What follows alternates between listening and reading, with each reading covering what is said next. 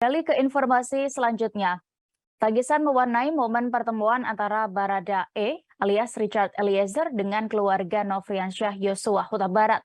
Dalam pertemuan pertama kali itu, sambil menangis, Baradae berjanji akan berkata jujur untuk membela mendiang Brigadir J terakhir kalinya.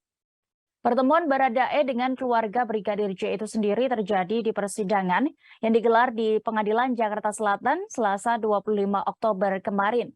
Sebelum sidang dilaksanakan, Baradae tampak berlutut di pangkuan kedua orang tua mendiang Brigadir J. Ia pun menyampaikan permintaan maaf atas perbuatan yang ia lakukan.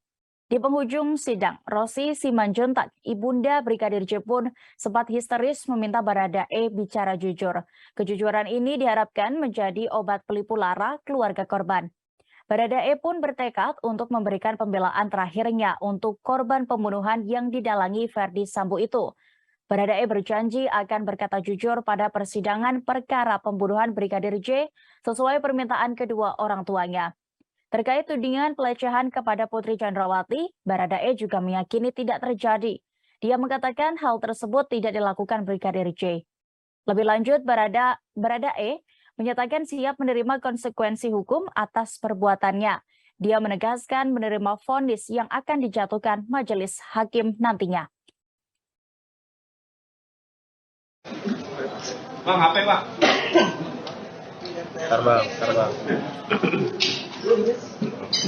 Umum kita lihat dari majelis hakim sehingga tim penasihat hukum dari Richard Eliezer tidak banyak bertanya, tapi memang beberapa hal tadi kita sudah sampaikan bahwa klien kami mengutarakan rasa penyesalannya ya.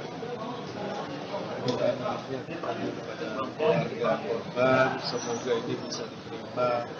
Kami sampaikan proses hukum tetap berjalan, kami menghormati faktanya. Klien saya sudah menyampaikan semuanya. Penembakannya dia tidak mengelak, dia sampaikan penembakan ini dan dia sampaikan secara terbuka semuanya. Jadi kita sudah sampaikan yang membuka kasus ini adalah saksi dari Richard Eliezer.